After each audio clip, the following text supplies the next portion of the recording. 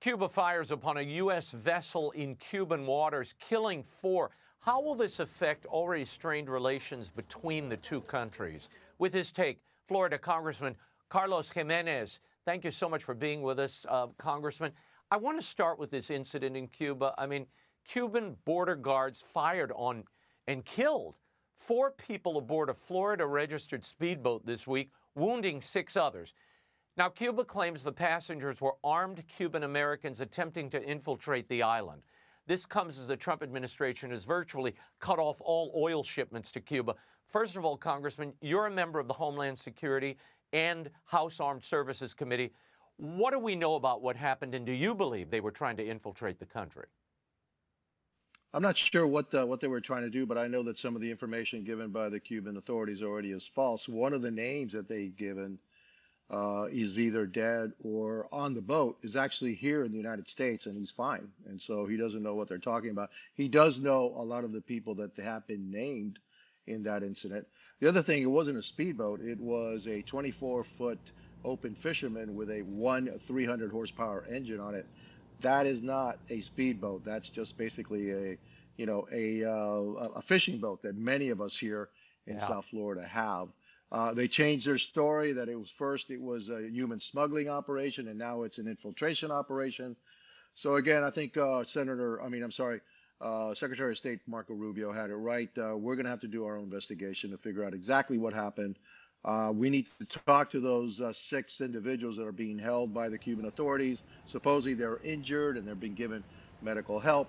Our ambassador is trying to get access to them right now so that we can find out exactly what the heck is going on here.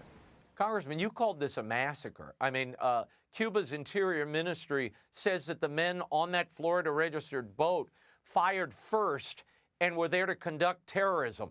I mean, here's a bigger question, and I realize the facts haven't all shaken out, but where does this leave U.S.-Cuba relations?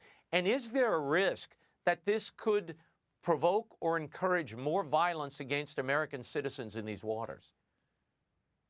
Well, I think, look, the noose is tightening around the regime's neck, and so maybe the regime is getting desperate, and maybe this is one of the ways that they're going to try to, somehow squirm their way out of this one. But they're playing with a different president, a different Secretary of State.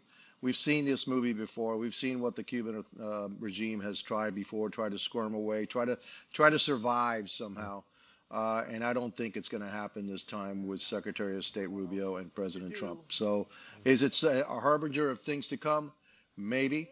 But every time they do something like that, all we need to do is squeeze more until we squeeze the life out of this regime and finally bring freedom to the people of Cuba and finally turn Cuba from a threat, a security threat of the United States into a friend of the United States. And that's what we need to do. Well, I mean, look, the Trump administration has already choked off all the oil exports from Venezuela. Given what just happened in Venezuela, what do you think the Cuban regime, those running the country now, what is their perspective? Where do they think they're going to go with this kind of action?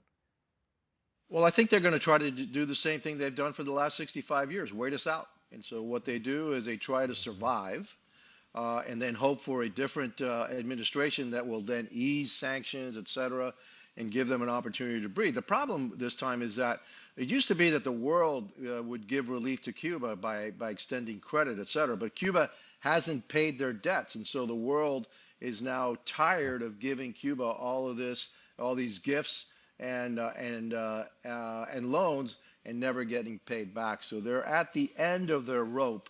We need to choke them off, and we need to move on to a new regime. We need to have the people of Cuba finally be free after 65 years, and we need to have Cuba a friend of the United States, not a foe of the United States. Cuba is the cancer, a cancer in this part of the world, in our hemisphere, and we have a lot of allies that say it's time to get rid of them because they spread all of this revolution and discord among our hemisphere, and frankly, a lot of our friends in our hemisphere are tired of it. Congressman Carlos Gimenez, thank you for the insight. We'll have you back soon. Thank you.